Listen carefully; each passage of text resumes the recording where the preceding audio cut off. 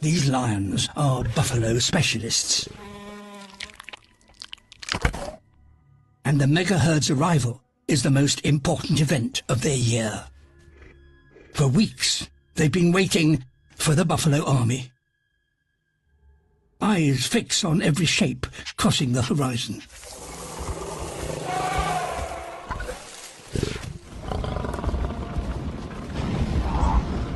Finally, the approaching horde is a wall of horns and muscle. But the lions must find a weakness.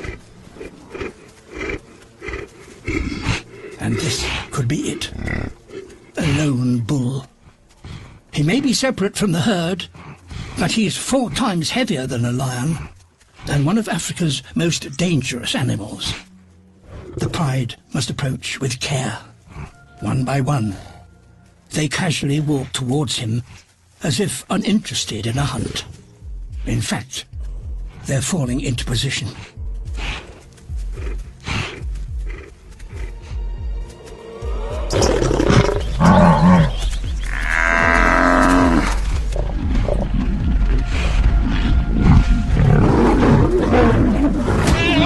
The females take it in turns to attack, towering the bull. Now the heavier males join the fight.